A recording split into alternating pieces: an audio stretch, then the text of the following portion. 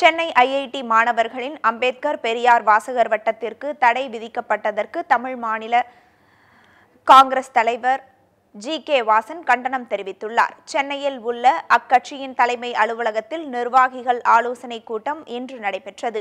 இதில் கலந்து கொண்ட பின்னர் செய்தியாளர்களை சந்தித்த ஜி.கே. வாசன், சென்னை ஆர்.கே. நகர் தொகுதியில் நடைபெறும் இடைத்தேர்தலில் முறைகேடுகளை தடுக்கும் வகையில் தேர்தல் ஆணையம் செயல்பட வேண்டும் என்று கேட்டுக்கொண்டார்.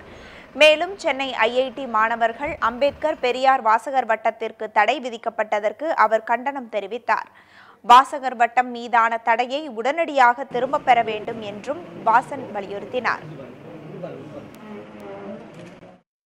மாணவர்கள் அம்பேத்கர் மற்றும் பெரியார் வாசகர் வட்டத்தை அமைத்து அதை சிறப்பாக செயல்படுத்தி வருகிறார்கள். சில நாட்களுக்கு முன்பு ஐஐடி நிர்வாகம் இந்த அமைப்பினை ரத்து செய்வதாக அறிவித்திருக்கிறது. இது ஏற்புடையது அல்ல. மாணவர்களுக்கு இது அவசியம் தேவை என்பதிலே மாற்று கருத்து இருக்க முடியும்.